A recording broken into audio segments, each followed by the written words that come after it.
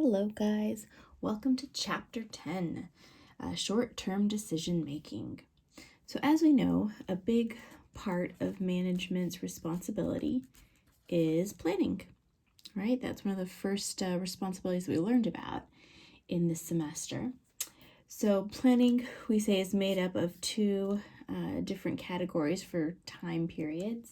We have short-term planning and we have long-term planning. Long-term planning we're going to talk about next chapter, in chapter 11. So in this chapter, as you can see from the header, we're going to be focusing on short-term planning. There's about 5 types of short-term plans that we're going to see, common short-term decisions that managers are faced with making.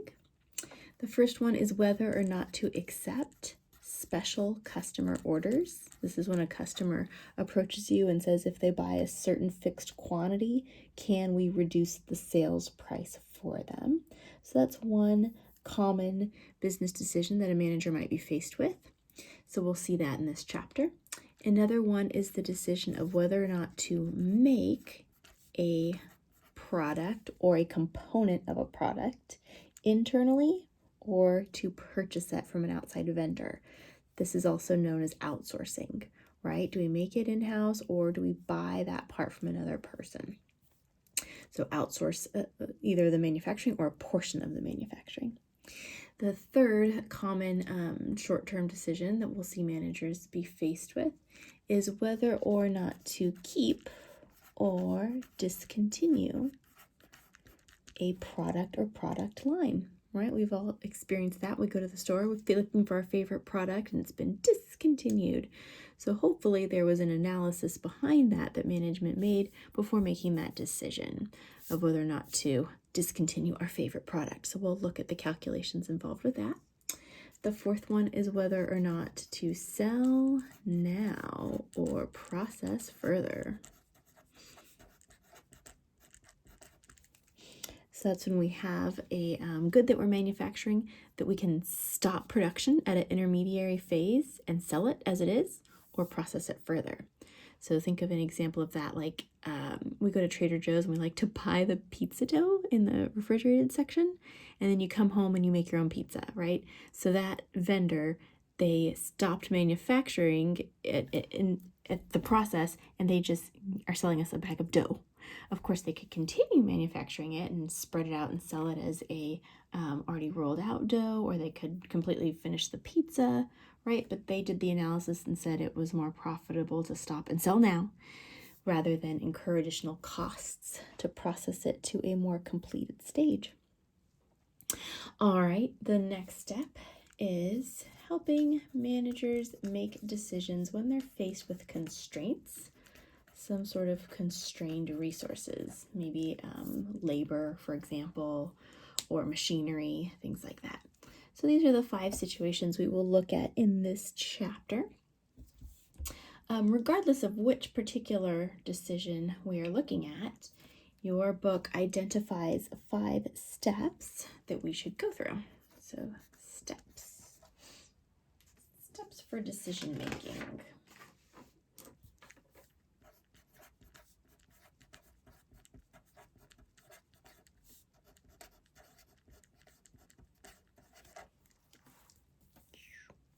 So your 5 steps are,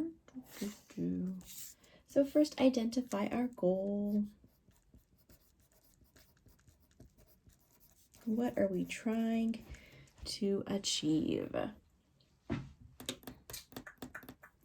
Number 2, identify the alternative courses of action. Identify alternative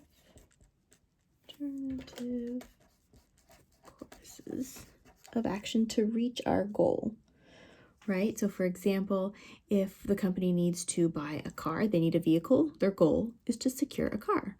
What are the courses of action that we could get that to happen, right? Get that goal to be met. We could buy a car, we could rent a car, we could lease a car, right? So there are different alternatives. So what are those alternatives? Then we're going to go ahead and perform a analysis right? Crunch the numbers. Once we've identified the alternatives, crunch those numbers, right? So perform analysis of the alternatives. This analysis is oftentimes called differential analysis. Depending on the book you pick up, makes it sound like very smart. Differential analysis. Okay, you're basically just forming calculations that you can all kind of observe and select between the different alternatives. That's all it is. Number 4, managers should make their decision. Make decision based on your calculations from step 3, right? So look, all the calculations that were prepared, make your decision based off of that. So most of the time, the decision-making process is purely quantitative. What are the numbers, right? What is most cost effective for me to do? But sometimes we should also allow qualitative data. Qualitative data. That is so not how you spell it. Qualitative. I'm gonna live with it for now. You have to make a decision. Try to consider qualitative factors, right? Not just the numbers, especially if the numbers are close. If there's not a material difference between the alternatives, you're going to want to look at other things, right? Especially if it's something that impacts employee morale or customer perception, things like that, right? Like if you're trying to cut costs, do you want to lay off your workforce? That's going to hurt employee morale. That's going to hurt, customers' image of your company. So you want to consider those, even though they might be hard to quantify. All right. Step 5. After we've made our decision, we should come back and review it, right? Review and evaluate. We said that another part of management's regular responsibilities is evaluating, right? Planning, controlling, evaluating. So we want to make sure that we don't just make these decisions and then walk away and go, yeah, that felt like the right decision. We want to come back, crunch the numbers and say, was it really the most cost-effective decision? Were there maybe some costs we didn't anticipate? Are we really better off having made that decision for this particular scenario? Okay, so that's kind of an overview of where we're going to be in this chapter. In the next video, we'll go ahead and talk about key terms that we need to be aware of before we can get into any of these steps. So I'll see you in that one.